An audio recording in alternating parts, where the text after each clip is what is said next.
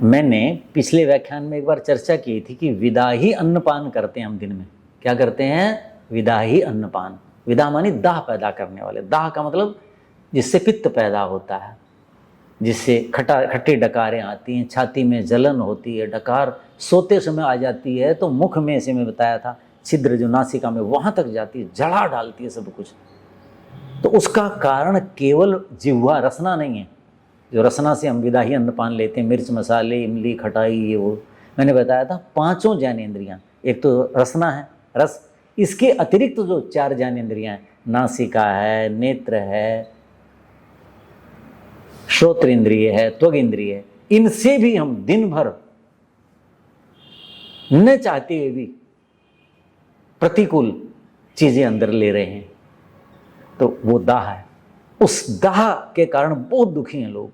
वो इनो ले लो जी, फलाना ले लो जी, हम वो ले लो जी, कितने बहुत दुखी हैं लोग। किससे? जिसे एसिडिटी कहते हैं।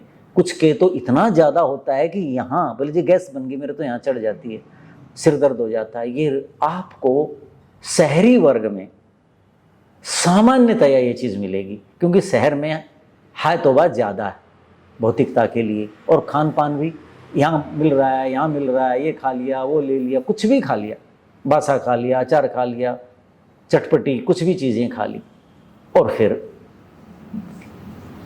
जिस परिवेश में रह रहे हैं उससे जो मिल रहा है हमें 4 ज्ञानेंद्रियों से। तो ऐसा जब हो जाए तो हम क्या करें? तो लिखा है अम्ल पित्त, अम्ल हो जाता है। और कई बार तो अम्ल पित्त इतना बढ़ जाता है कि रक्त में पित्त चला जाता है। उसको रक्त पित्त कहते हैं। क्या कहते हैं? रक्त पित्त कहते हैं। छोटी सी जैसे चींटी काट गई ऐसी फिंसी सी होगी, हाथ हटाने को मन नहीं करेगा। अंग्रेजी में उस रोग का नाम मुझे पता नहीं क्या है, बहुत खतरनाक रोग माना जाता है अम्ल पित्त। यानी अम्ल पित्त के बाद रक्त पित्त, रक्त में ही पित्त चला जाता है, यानी गुर्दों की वो सामर्थ्य नहीं उसको पूरा साफ कर पाए, और बहुत बुरी हालत है, तो उसमें घूमने लगता है। और ये ज़्यादातर आपका वर्षा ऋतु, शरद ऋतु में होगा, कभी कभी ग्रीष्म में भी हो जाता है, जून के महीने में विशेषकर। हाथ करोगे हो जाएगा, हटेगा ही नहीं, बहुत बुरी स्थितियाँ, लोग दुखी हो जाते हैं। तो वो तो बाद की अवस्था है, लेकिन वो हो सकती है। तो जिनको खट्टी डकारें आती हैं, छाती में जलन होती है, यानी एसिड बनता है जिनके, वो उसके लिए दूध का कैसे उपयोग करना है? उबाल करके ठंडा किया हुआ दूध, जैसे घड़े का पानी, या फ्रिज में रख दीजिए। आजकल सबके पास फ्रिज है। इतना ठंडा तो होना चाहिए कि घड़े जैसा, जैसे गर्मी में घड़े का जल होता है ना, कितना ठंडा, पी करके मन को हो तृप्ति हो गई, तृप्ति हो गई। ऐसा दूध ठंडा हो, ठीक है। और उस दूध के अंदर हो सके तो, मैंने पीछे बताया था, सीता यानी बूरा डली हुई हो, या खांड। वो क्या है, पहले उसको अलग ठंडा कर लो ताकि उसकी गर्मी निकल जाए, और फिर उसको मिला करके वो दूध 100 ग्राम आप पी लो। 100 नहीं पी सकता कोई, 50 पी लो, 75 ग्राम पी लो। उसको बहुत जल्दी आधे घंटे के अंदर ऐसा लगेगा ओहो मुझे तो कोई अमृत मिल गया। इतनी शांति करता है। कौन?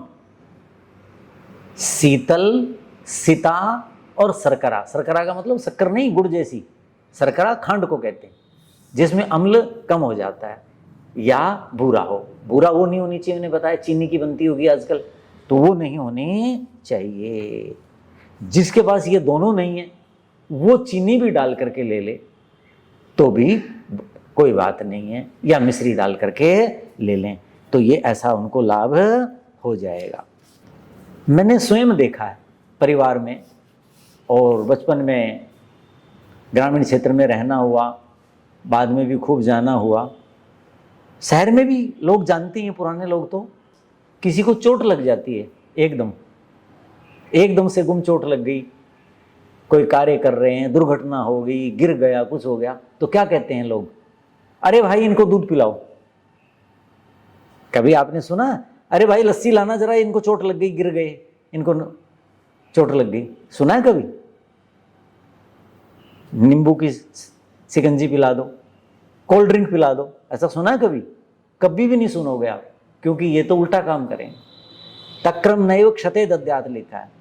जिसको चोट लगी, घाव हो गए हैं, कुछ हो गया है, उसको कभी भी लस्सी नहीं देनी चाहिए, दही नहीं देना चाहिए। क्या देना चाहिए? दूध। और दूध क्या होना चाहिए? हल्का गुनगुना गुनगुना।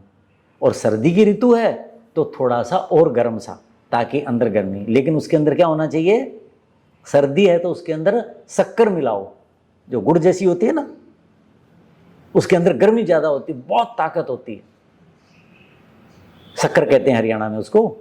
दाने मोटे मोटे से, ढेले से ऐसी ऐसी होती है वो, गुड़ जैसी, उसको शक्कर। नहीं तो खांड डालो, सबसे उत्तम शक्कर है। गरम गरम उसमें वो डाल करके और घी डाल करके पिला दो। अनुका भाई लेट जाओ, उसको ढक दो, सर्दी में सो जा, बहुत जल्दी उसका शक्ति संचय होगा। और शक्ति संचय होगा तो क्या होगा? जो चोट लगी है, घाव हो गया है, या गुम चोट लगी है, कैसी भी चोट लगी है, धीरे धीरे शरीर अपने आप उसको भर दे। तो ये क्षत क्षीण हित तमम, क्षत क्षीण,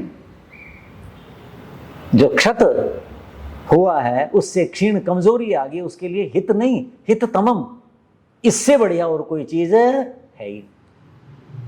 ये कहा मैंने स्वयं देखा। 71 की बात है शायद। तो मेरा जो क्षेत्र है रूक्ष महेंद्रगढ़ हरियाणा का, वहाँ गर्मी में पानी नहीं होता, तालाब सूख जाते हैं, तो उनकी छटाई करते हैं। तो पिताजी ने मजदूर आदि लगा रखे थे, और कुम्हार होते हैं हमारे यहाँ, गधे जिनके पास होते हैं, मिट्टी भर भर के बाहर डालते हैं ताकि उसकी छटाई हो जाए। किसकी? तालाब की। तो गड्ढे बन गए थे बड़े बड़े, बच्चों को खेल मिल गया। तो बच्चे क्या करते थे? ऊपर से मिट्टी में कूदते थे नीचे, उनकी खुदाई में लगभग इतनी ऊंची भी होगी, 8-8, 7-7 फुट ऊंची होगी कोई, और कूद रहे एक के पीछे एक। हुआ क्या कि मुझे याद है, मेरा भी छोटा भाई मुझसे 5 साल छोटा, मैं पिताजी के साथ जैसे गिनती कर रहे थे कितना हो गया, मपाई कर रहे थे हम, ये तो तब की बात। तो देखा तो पहले वाला बच्चा उठा नहीं, उससे पहले ही छलांग लगा दी छोटे भाई ने, और उसके किसी कठोर भाग पर, घुटने पर या कंधे पर या सिर पर कहीं मुंह लग गया, और मुंह लगते ही दांत जो है वो हिल गया, ये वाला जो आगे वाले दोनों होते हैं। तुरंत मुंह ये हो गया। तुरंत पिताजी ने मुझे कहा कि इसको घर ले जा और इसको ऐसे शक्कर डाल करके, घी डाल करके और दूध पिला दो उसको। आज तक वो दांत सुरक्षित है, रंग बदला हुआ है उसका दांत का, अभी भी काला पड़ा हुआ सब कुछ है, लेकिन अपनी जड़ नहीं छोड़ी और जीवन भर से काम कर रहे, और वो 60 साल के हो चुके। अच्छा, ये तो मैंने अपना उदाहरण दे दिया जो मैंने देखा है। सामान्यतया हमने देखा है कि जो कृषक हैं, मजदूर हैं और हैं, उनके तो काम कठोर होते हैं, और उनके यहाँ तो कोई न कोई चोट लगती ही रहती है। तो जरा सा ऐसा कोई कष्ट हुआ तुरंत ऐसे करते थे। तो क्षत क्षीण, तो शहर में भी चोट लग सकती है, दुर्घटना हो सकती है। कोई गिर गया, एक्टिवा से गिर गया, दुपहिया वाहन से गिर गया, छिल गया, चोट लग गई, तो उसको क्या पिलाओगे? पड़ोस में जो कोल्ड ड्रिंक रखी हुई है वो पिलानी है क्या बर्फ में? दुकान वाले के पास सीधे दूध की दुकान पे जाओ, भाई गर्म करना दूध, जरा चीनी सी डाल देना, घी है तो थोड़े से 1 चम्मच देसी घी डाल दे, पिला दो उसको, काम खत्म। एक आधा घंटा वहीं 20 मिनट लेट करके फिर उसको ले जाओ, और घर है तो वहाँ ले जाओ। इतना उत्तम प्रयोग है भारत का, ये समाज ही तो प्रयोगशाला है। तो इसके लिए आगे रक्त प्रवाह, क्षत क्षीण भी था, चोट लग गई हो गया, रक्त प्रवाह जिसमें ज्यादा रक्त निकल गया हो। कई बार क्या होता है, ज्यादा रक्त निकल गया, चोट लग गई, पहले लड़ाइयां हो जाती थी, और था युद्ध भूमियां थी, आपस में ही परिवारों की लड़ाइयां हो जाती, जो भी होता था, तो उस समय ऐसा ही करते थे। एक लिखा अध्वश्रांत, अध्व मानी मार्ग, पहले वाहनवादी कम थे तो लोग पैदल ज्यादा चलते थे। तो लंबी यात्रा करके कोई आया और थका हुआ है, तो कहते ना भाई 3 दिन से चल रहे हैं, 2 दिन से चल रहे हैं, आज तो इतना लंबा चलना पड़ गया, तो शरीर क्षीण हो जाता है। तो अध्वश्रांत लिखा है, आचार्य कहते हैं मार्ग से जो थक करके आया है, जिसकी शक्ति क्षीण हो गई है, कहते उसको भी दूध पिला दो। उसमें मीठा चाहे मत डालो, डालना है तो हल्का सा डाल दो, घी की आवश्यकता नहीं है। घी और मीठा कब डालना है? अधिक चोट लग गई हो, रक्त बह गया हो, तब ऐसा आया हो तो उसको दूध पिला दो। ऐसे हमारे तो अभी भी आप जाओगे गांव में, जैसे मैं जाऊंगा कभी मिलने जाऊंगा तो वहां जाते क्या कहेंगे, अरे बोले भाई आया है, भाई को दूध पिलाओ। क्यों? कि पूरे दिन दूध गर्म होता रहता है, एक वो बनी हुई होती है, हारा होता है, उसमें दूध रखा रहता था, शाम तक उबलता रहता था, यानी गर्म होता रहता, फटता नहीं। तो वो उस दूध देते थे। क्यों? कि भाई वो परंपरा क्या है कि कहीं से चल के आया है, रिश्तेदार है, दूर से चल के आया है, थका हुआ है, ऐसा है, तो वो देते थे कि भाई दूध पिलाओ।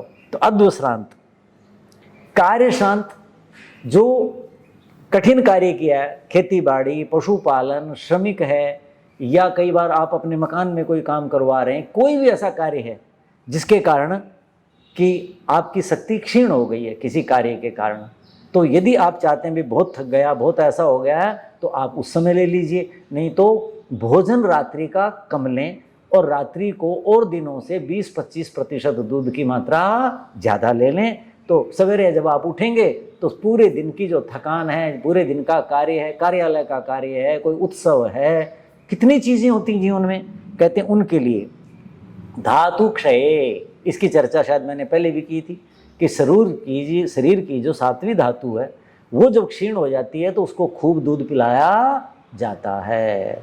ऐसा तो अध्ययन तप कृष्णता, अध्ययन, बहुत जो पढ़ने वाले बच्चे हैं तो अध्ययन का जो तप कर रहे हैं, पठन पाठन वाला जो तप कर रहे हैं, उनको तली हुई चीजें, ये परांठा, ऐसी चीजें मत दीजिए, दूध दीजिए, सुपाच्य चीजें दीजिए। तो उसकी जो थकान है, बौद्धिक श्रम जो किया है उससे शरीर क्षीण होता है। केवल शारीरिक श्रम से नहीं होता, बौद्धिक श्रम से भी शरीर बहुत क्षीण होता है। जो बहुत पढ़ने वाले बच्चे हैं, बहुत उनको देखो कैसे आपको मिलेंगे ऐसे, तो उनको नियमित रूप से, नियमित अंतराल में, ऋतु के अनुसार, ग्रीष्म ऋतु है तो शीतल, शीत ऋतु है तो उष्ण, ऐसे दूध उनको देते रहना चाहिए।